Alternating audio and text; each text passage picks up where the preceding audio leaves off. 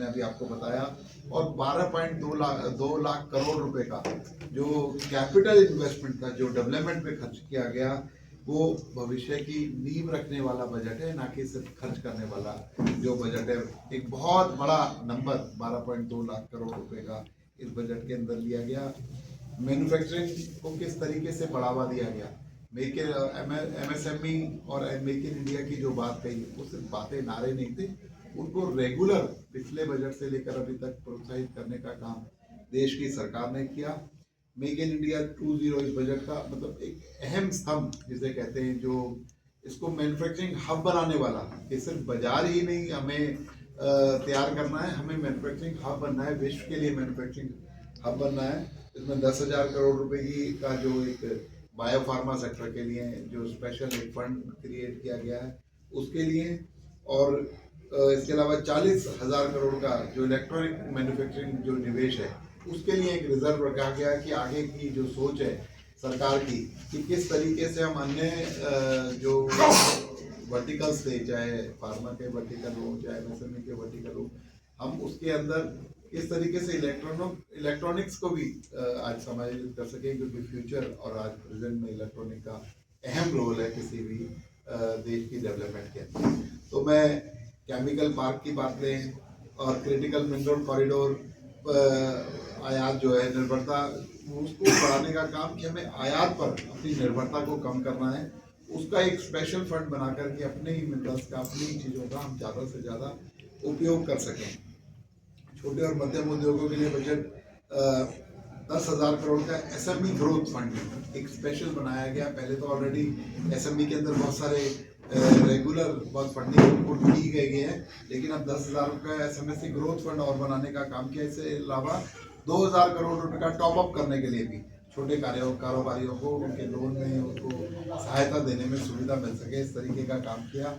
Infrastructure एक बहुत बड़ी चीज़ है किसी भी देश की तरक्की के लिए, उसको बढ़ाने के लिए सूरत तक का डेडिकेटेड फ्रेट कॉरिडोर, 20 नए नेशनल वाटरवेज की आज यातायात जो है वो सस्ता भी हो सके, सुगम भी हो सके, पानी के द्वारा यातायात की जो सुविधा इस बजट के अंदर देने का काम किया गया, वो एक बहुत बड़ा काम है। इंफ्रास्ट्रक्चर रिस्क गारंटी फंड ये दिखाता है कि सरकार लॉजिस्टिक की जो लागत है उसको घटाना चाहती है, कि जिससे कि हम और ज़्यादा वर्ल्ड के अंदर कॉम्पिटेटिव हो सकें। तो इसके अलावा शहरी विकास और उसकी कनेक्टिविटी, क्योंकि कोई शहर विकास करेगा उसकी कनेक्टिविटी अच्छी होगी। आज हम अपने फरीदाबाद को देखते हैं, जब से कनेक्टिविटी बढ़ी है तो फरीदाबाद किस तरीके से तरक्की की और ज़्यादा से ज़्यादा चल रहा है। पिछले 10 साल के अंदर आप लोगों ने परिवर्तन भी देखा होगा। ये regional high speed rail corridor जो बनाने का काम जो सरकार ने इस बजट के अंदर लक्ष्य रखा है, और मैं कहना चाहूँगा कि दिल्ली वाराणसी जैसे हाई स्पीड रूट से व्यापार, पर्यटन और सेवा, इसके लिए नए आयाम खुलेंगे, क्योंकि सिर्फ कनेक्टिविटी, हाई स्पीड रेल होना, बढ़िया रोड्स होना, ये व्यापार को भी और क्षेत्र की तरक्की को बढ़ाने का काम करती है। तो इस बजट के अंदर उसका प्रोविजन किया गया है। शिक्षा, कौशल और सेवाएं, education to employment to enterprise, कि सिर्फ शिक्षा पढ़ने लिखने का माध्यम ही ना हो, वो रोजगार दे सके, वो नौकरियों को सुनिश्चित कर सके। इसके लिए health care giving, ABGC university, township जैसे पहले युवाओं की भविष्य को नौकरी के लिए तैयार करना, ठोस कदम उठाना जिसकी नौकरियां सुरक्षित रह सके, ऐसी एजुकेशन का प्रोविजन सरकार ने इस बजट के अंदर किया है। और कृषि और ग्रामीण विकास के लिए और महिलाओं के लिए भी बजट बहुत उपयोगी है। उसके लिए मैं बताना चाहूँगा, भारत विस्तार जैसे AI आधारित प्लेटफॉर्म जो सरकार ने इस बजट के अंदर प्रोविजन किया है। 500 जलाशयों का विकास, कि जब 500 नए नए बड़े बड़े जलाशय बन जाएंगे तो खेती पर जो पानी की निर्भरता है वो और बेटर हो सकेगी, पानी की सप्लाई और बेटर हो सकेगी। पशुपालन, डेयरी और शी मार्ट जैसी योजनाएं जिसके अंदर महिलाएं सिर्फ उन मॉल्स को, उन मार्ट्स को चलाने का काम करेगी, सारी चीज़ें उसमें शुरू से आखिर तक महिलाओं का योगदान रहेगा, सेल्फ हेल्प ग्रुप का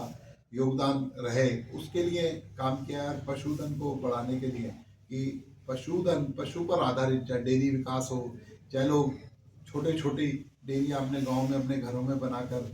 अपने रोजगार सृजन कर सकें, इस और भी सरकार ने बहुत जोर देने का काम किया है।